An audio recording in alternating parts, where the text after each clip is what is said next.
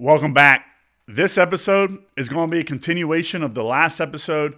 Hopefully you enjoyed that one. This one's going to be all about AI, how we're using it in our daily lives, how we're thinking about it for the future, and everything going on there. Excited to bring this to you. Obviously going to continue to be hanging out with my homies TJ and Danielle on this one. So I hope you enjoy it. You know, whoever wants to go first can go first, but what's your take on the current state of AI? What's your current state on the current state of AI in your own personal world today? And what advice would you have for anybody out there wondering if they're behind or they're out ahead, or what they should be thinking about AI for your average founder of, you know, a small business today?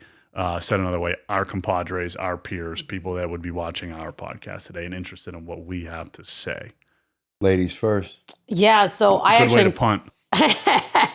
Well, I'm coming off a couple masterminds where AI was a big focus, especially with everything Claude's been doing with Claude Cowork. And basically, you can build whole teams with Claude Cowork and replace team members. And, you know, I see how intricate people get with this because they are solo entrepreneurs in many cases. One was a coaching mastermind, so a lot of people have a very small team. So whenever you can delegate, you go and you delegate. And if AI is there, it's awesome. You can use it.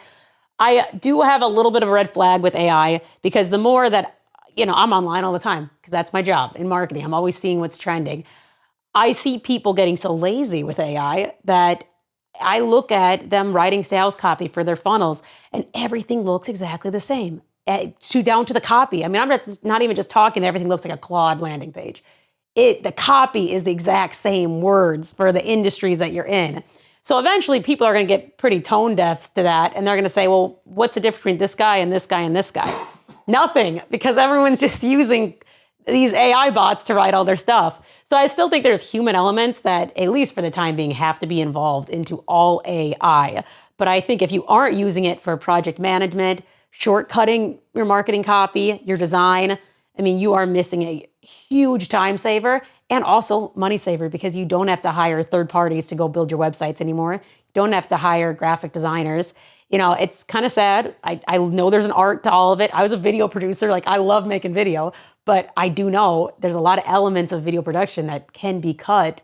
Probably in the next year, AI will edit pretty well videos. It's not like you're going to need a full team built out. So if you really want to be a solopreneur and you want to do a lot yourself and you can figure out AI, I think you can have a good base for your business, but I think it's going to get you 80% there. There's still 20% that you got to put the human element back into it, at least right now. Every month, it seems like AI is advancing a lot faster than I ever imagined it to be at this point. I think, in my opinion, AI is a tool in the tool belt, becoming a bigger and bigger tool. It's not the entire tool belt, but it's huge. I utilize AI, and I think it's, for any entrepreneur, it's so practical.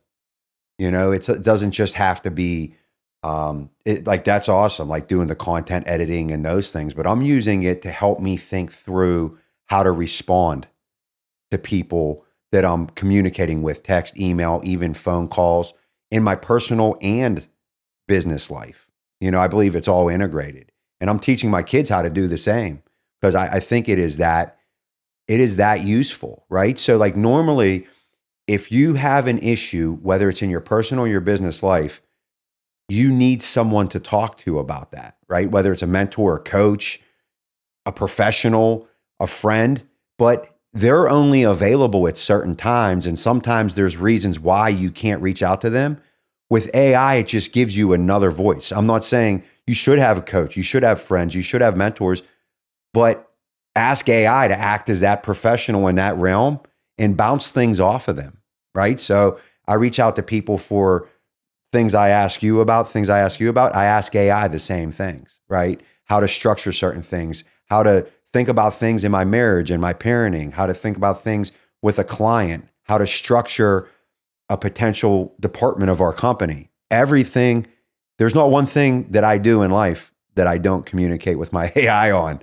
And if you use it the right way, and whatever, if you're in Claude or Chat or whatever, do projects, it can be organized and separated so cleanly that it literally, like, sometimes I'll hop on and it'll be 2 seconds and sometimes it'll be 10 minutes. But it's just another tool to help you get better. If you're not using it, you're really falling behind. I mean, you just made a comment there. It's like, I pretty much use AI as a voice to help form my opinion in everything that I do. Second question around this. Sorry, Jake, I just hit the mic. I hope I don't screw everything up. My second question around all of this is, based on that, is there a fear that should be had, and or are you scared? And if so, what and why? I'll go first. Yes, it can be scary if someone goes to AI and they take whatever it says as the absolute truth. That's why I said it's a tool. That's why I phrase it that way. So many times I use it as a way, I'm using it to challenge myself. Like a lot of times I'm like, hey, this is my thinking. Help me think about all the areas that I'm not thinking about. And then it comes back with something and I'll challenge it back on that. So many times I go to AI and I don't even agree with it and use what it says. And we did it today in a meeting. It was telling us based off a picture I sent it. And then you said, hey, what about this? And we did that. And we were like, oh, so we had to redirect and dive deeper, but it just gets you to think. So the fear is that 100% there's people out there that put something in AI, AI says it, and then that's it. That's their absolute truth. And that's probably, in my opinion, that's probably going to be the majority of people. And that's where we're in trouble. Because anybody who then controls that AI is controlling the masses' way of thinking. Mm-hmm. So that's probably the scariest part about it. I 100% agree with you that I think the masses are not going to use AI correctly. And that's the scariest part, especially younger kids. You know, just thinking of like my children, I think us here and like our colleagues, you know, people who we do business with, they're going to be fine because they have the critical thinking skills that you do use it as a tool, and you still have to put in your own brain at some point and logically reason, okay, is this right? Like, I think I need to prompt this further. My issue is younger kids, they're going to just take it like it's Google, type in their question, use it as an answer, and they're going to be persuaded into whatever, you know, whatever it says. And not just younger kids. I mean, there's plenty of adults our age that are doing the same thing already. I know people who do that, and they'll have totally wrong facts that they say because it's just, that's what chat said. Here you go. And no, it's very scary. And then from the video angle of it, AI video is getting so good that I think there's going to be plenty of videos where people can be impersonated, the deep fakes, all of that's going to be a much scarier world in the next year, just because it is really hard to tell sometimes if it's an AI video versus if it's a person, especially if you're not educated on it. You know, like we know what to look for because we're in AI. If you're not a person who knows AI, it's going to be really easy to scam people with AI videos. Yeah. So it's a dark world that, I mean, at some point there has to be some sort of regulation with AI. The issue is, I know like coming from like the ads world, we still don't really have ad regulations that the government puts on stuff. But like just a couple of years ago was when that finally hit, but ads have been around for a decade. If we let AI go for a decade before there's any regulations, it's going to be a scary world.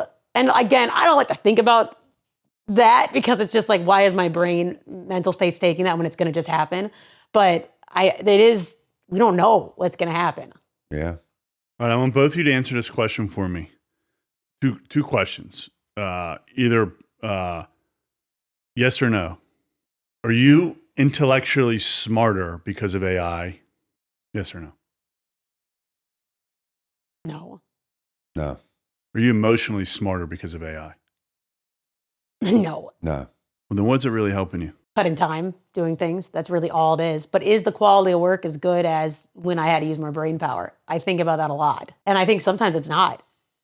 So it's a output producer for us. But I think I can't answer that clearly because it helps me see things that I wouldn't see otherwise, and therefore sharpens me. That's my primary reason for using it. It's sharpening me all the time because it's just helping point things out that I wouldn't have thought of. So yeah, it's making me better. Can't answer as it may. I would imagine it's making me smarter. Yeah. Yeah. I have concerns when the physical world and the virtual world collide. That's when I think the real unknown is going to happen. I think the way that the world operates now intellectually, I mean, I think, quite frankly, I'll be honest, I don't know that there's ever going to be a real point to go to college anymore. Or at the end of the day, other than all of the things that matter the most, which is what I'm tripling down on, which is authenticity, which is communication, which is relationships. Every company I have is about relationships, right? We're relationship first companies, and I'm not getting into a business that isn't focused on relationships, right? I'm not building a transactional company with 500 sales reps and our goal is just to bang out transactions, right? I'm just not interested in that. I've not invested in AI companies. I don't plan on investing in AI companies, right? I'm taking the other approach. I'm investing in humans. Yep. And that's what I'm after, because at the end of the day, that's what creates happiness for me. That machine is never going to create happiness. As a matter of fact, it creates loneliness for me, right? At the end of the day, like, right. And so I'm my role is strategic people through and through, right? I love strategy. I love solving problems, and I love solving people problems because it's so hard. It's the hardest thing in the world to do, right? And, I'll be honest though, I use AI in a lot of ways. I use AI to help me do that. I use AI to create summaries and analysis of my people, which has really helped me analyze people even better because it validates and or disvalidates what I'm thinking about certain things based on naturally how people tend to see, right? It's coming from the relationship and the person that I have. So it's definitely very interesting and very interesting to see where it's ultimately going to go. But I think when the physical world and the virtual world of AI collide, that's going to be what's very interesting. And I think the other very interesting side of all of this is the economical world, because there's the reality of it is, right, like, worrying about kids and using and all the things. I think the world and the economies and society adapts, right? Think about cell phones, think about video games, like, you know what I mean? 50 years ago, they weren't watching TV. Like, my kids wake up, they want to watch TV, right? 10-year-olds have cell phones now, right? Like the world adapts to those certain things. But I think the economy as a whole and the reality of the real situation that's happens here when that physical world collides, right? And even from a job perspective, the world will adapt, right? Like, at some point we didn't have cars, right? Like, and people, took buggies. Well, guess what? There was more jobs created. So jobs will be created, right? Different jobs, right? Managing AI and doing different things like that is what's going to create jobs. And so I'm not worried about that as much as I'm worried about when the physical world collides, right? When every house, like Elon's saying, has a robot in their home. Now the world's a very different place and a very scary place because now you're truly controlled, right? Like you don't actually control that AI robot that's going to be in your house. Like someone else actually controls that. At the end of the day, they can click a button and that AI will do whatever it wants. And that's a little bit what's scary to me, right? Long term. But I just think the reality of how we learn that and how do we react, and the real scare on the world is simply, to your point, right?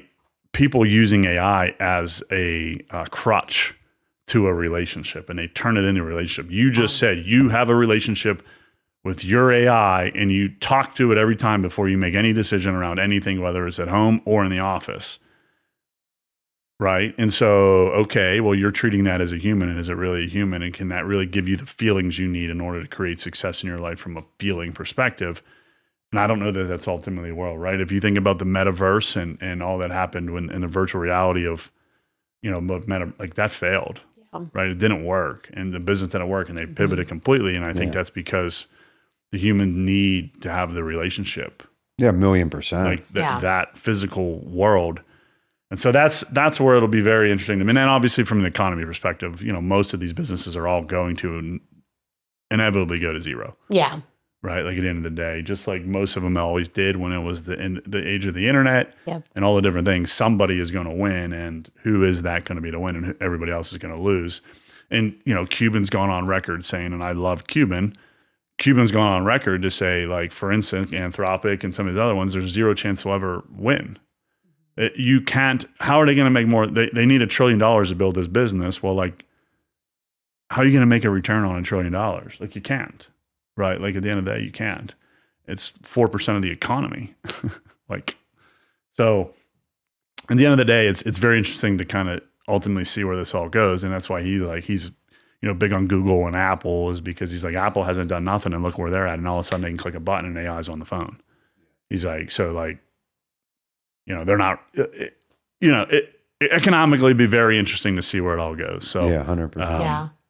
It's very interesting in times. And to the point of all of that, look, at the end of the day, it's here, it's happening. If you're not using it, well, you're falling significantly behind.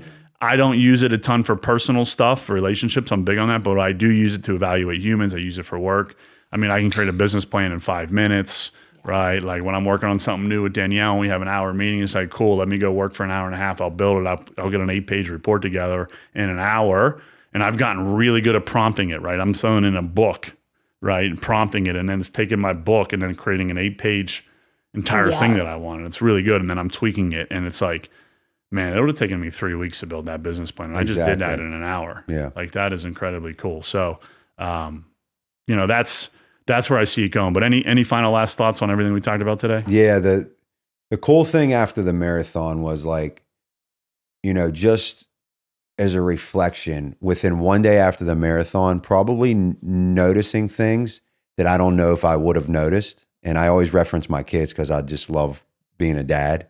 But like noticing from Tucker, when I went to kiss him to go to bed last night, he said, "Dad, can I lift with you tomorrow morning?" 10 years old, because he just wants to be the best he can be at football. And he wants to be prepared for football season, which starts in a couple months. Luke, I come home last night from our investor event we were at, and Luke's out there by himself, headphones in, it's getting dark, and he's just cutting the grass. He cuts the grass 3 times a week because he doesn't want to have to bag it. He just likes to mulch it. And he likes throwing his AirPods in, listening to a podcast and just cutting the grass. And he loves it to be nice and clean. And an hour before that, I got a text message from the neighbor up the street that said how amazing it was, that how Thomas and Luke killing his grass cutting. And then Thomas just wanting to be, he wants to be the best wrestler he can be. He wants to be at wrestling 7 days a week. We have to pull him back to not be.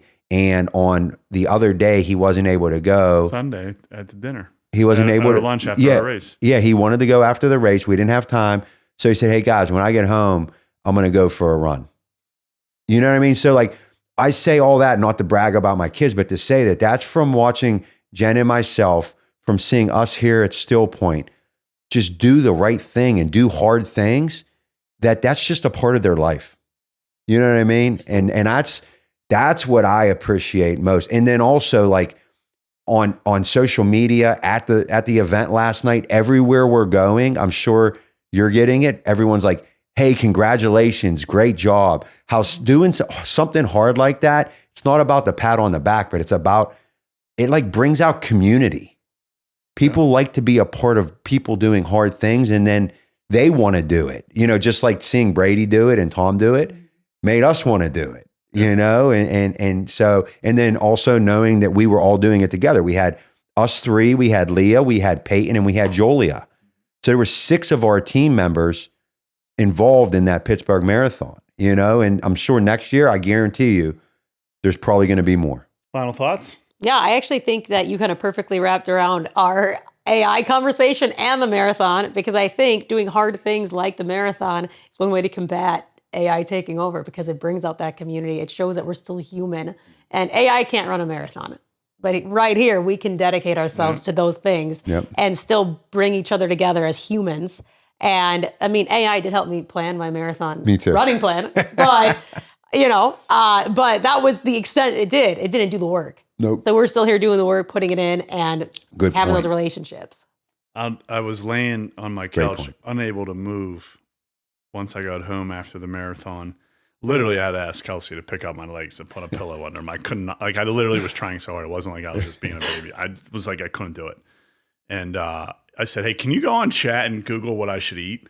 Like what I should eat recovery wise?" Yeah. And she did. And I said, "Get me a burger from Five Guys, please." Forget that. So anyways, I also did Google like on the back end, or not Google, but use the AI. And I did attempt to use it for the pre-plan. I just never ever followed it. So then every 3 weeks I'd go back and I didn't do what you said the last 3 weeks. I'm still here. I'm not ready. What should I do to prepare? And I wouldn't do it. So then it was like 2 days before. It was like, don't run, carb up. Yep. So I had a big pasta meal prior to it. And I was like, this is going to be hell. I'll end it on this. I had the inner circle call today. It was really, a lot of reflection around, it wasn't around doing the hard things, but it was around mindset. And for me, it's just a privilege that we have, as humans, right? At the end of the day, and the relationships that we get to build. And today's call was, significantly around the mindset. And it's just like, man, if you get lucky enough to be surrounded by the right people, and it's not always about being an A player. It's not always about, what you accomplished or what you can do and how you performed. right? To me, it's about you surround yourself with the people that you know, that you like, that you can trust. And the call today on the Inner Circle was all about like, one of the guys like, I hire family and I'm okay with it, right? A lot of gurus out there say never hire family. And I'm like, I hire family, I hire friends. At the end of the day, I need to be around the people that I like to be around because I'm going to spend my life doing it. We get such a finite time on this planet. The space mission, I talked about it on one of the podcasts, really kind of reflected on that. But it's like, man, it's a joy to get to run this company with you guys, to be around you. Appreciate you flying out to Pittsburgh when we asked, flying out to run marathons and shit, you crazy mother effer. This is awesome. So really awesome podcast here. Hopefully y'all got a lot out of this. I know I did. And, I did too. I'm super fortunate, super lucky. I'm very proud to have built the life that I have with the help of you guys and everybody else around me. So appreciate you guys today. Let's go, Aw, thank you. Till next time, y'all. See you soon. Oh, by the way, click, like, subscribe. Jake will yell at me if I don't get you clicking, liking, and subscribing on this thing because we're bringing in fantastic content. Click, like, subscribe. Let's go.